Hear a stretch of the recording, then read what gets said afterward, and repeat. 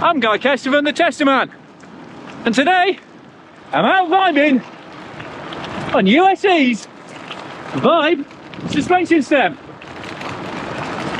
Lightweight, at just over 200 grams. Looks really neat. But how does it perform? And what's my history with it so far?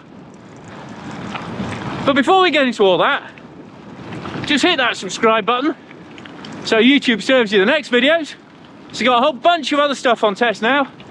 It's Canyon helmet, Chorus head unit, WTB tyres, Vybe wheels,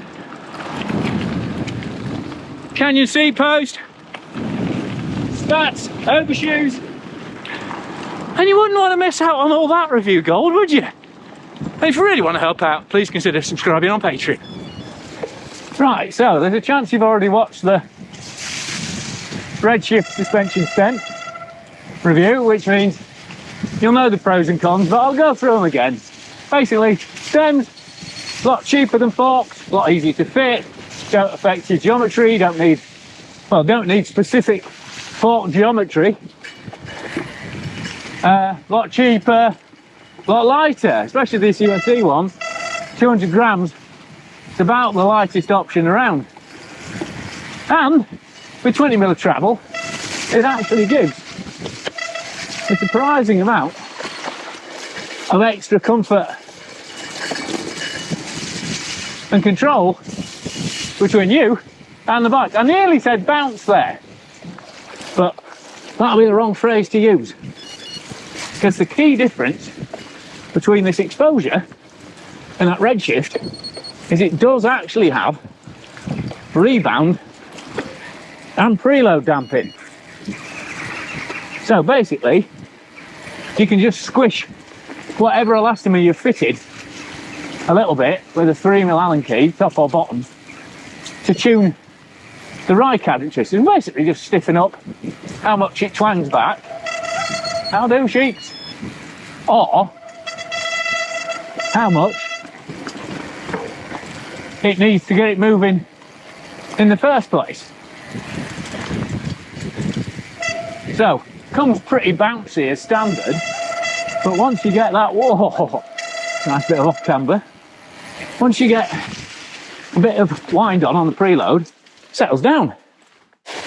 And the result of dialing it down does mean it's not quite as smooth and comfy, but it's a lot more stable when it comes to climbing or cornering. So it's a bit more wooden, but it's more controlled. It hasn't got that slightly hysterical feel that the Redshift and other stems that just bounce around bring to the front end of your bike.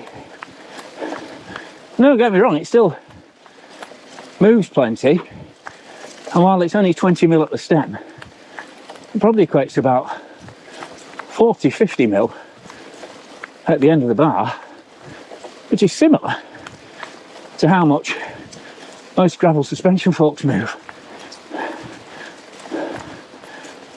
And as well as that preload and rebound adjustment, you also get 4 different elastomers, so basically fancy rubber lumps with a inbuilt spring and damping characteristic that you can pull the stem apart to swap between.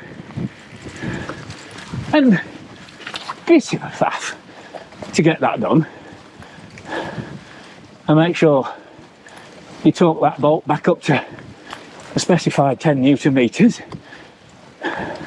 because you are relying on that single bolt to hold everything together. But obviously, but even then, even if you're tweaking around a bit to find your favourite setting, still a lot less hassle than fitting a suspension fork.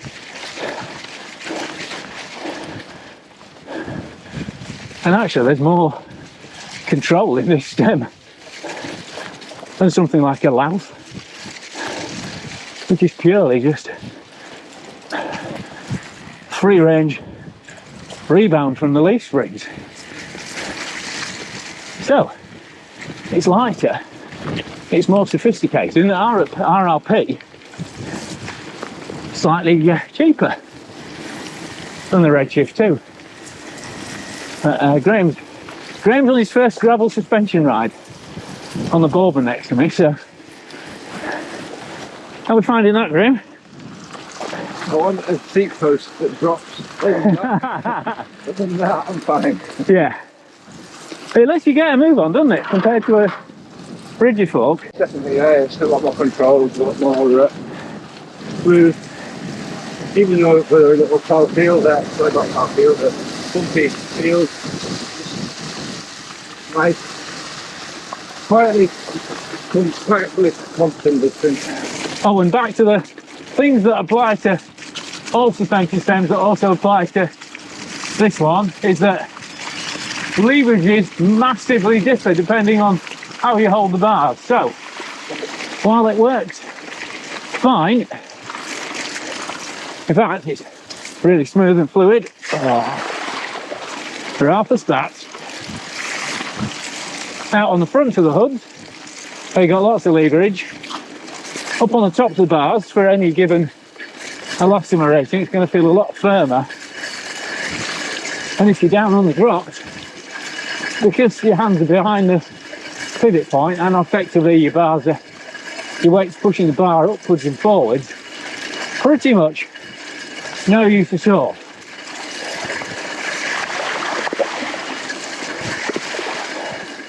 So, how much benefit you'll get, or which elastomer you should use, depends very much on what your standard descending position is. If you're like me and mostly descend on the hoods, then happy days. Good God, this is a som, innit? But if you're a drop bar descender, then not so much. But one thing that's interesting is what I'd expect most of the benefits to come downhill, and you know, that's definitely where you'll notice it most. Just being able to bounce over stuff with the front wheel rather than banging into it, because you're at least suspending your body weight, if not the bike weight, also makes quite a difference on the climbs too. And it's 180 quid separately, but if you buy USE's suspension post as a bundle with it, then you'll save 65 quid. And I'll be reviewing exactly that post shortly. So with all those good things going for it, perhaps no surprise then that it's had some rave reviews from Cycling News, Road CC and Dave Arthur, calling it the best suspension stem available, a fantastic upgrade for your gravel bike. And I can definitely see why it's got such positive reviews. It is a great little unit with more control, and it's lighter and cheaper than that Redshift at least. However, I'm presuming those folks didn't have an issue that I've had on 2 rides out of 3 on this stem, and that is that crucial central bolt coming loose. And on the first time, they just come loose, completely fell out, which obviously separated the bars from the bike. And I was on the tandem too, so that was me and Mrs. K that hit the deck very painfully. Mechanical issue there at the end. You can see the bolt's just fallen completely out of the stem. Dumped me and Sarah in the road. Hopefully she's all right. Lovely Dom from North York Moors National Park gave her a lift back. I mean, it happened 4k from the end, but luckily it happened just before we got on the main road, because that would have been really messy. And then the last time I rode it, it came loose after about an hour, 20k. But luckily I spotted it that time and just cranked it up with my Lazime multi-tool. And thankfully, this time, I made sure it was done up to the requisite 10 Newton meters after playing around with the elastomers, so it was all on spec.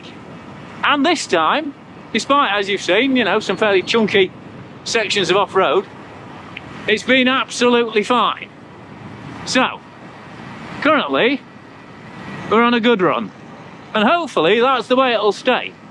So while it's currently third time lucky for this Vybe stem, it wouldn't have been responsible or honest for me to put out a review saying I hadn't had any issues with it, especially when those issues are so potentially serious. So for now, it's a rider beware situation, but I'm going to keep on using it. Hopefully it'll stay together and this review will stand, and obviously if not, then I'll give it a significantly more scathing end report. But anyway, thanks for watching. Hope you've enjoyed me and Graham thrashing about on the local lanes and farm tracks. And if you've hit that subscribe button and click for notifications, then I'll see you around for the next video. But for now, I've been Guy Kestevan on Guy Kest TV, talking about the USE Vybe suspension stem. But I'm not going to try and ride down that one-handed. So I'll see you on the trails later.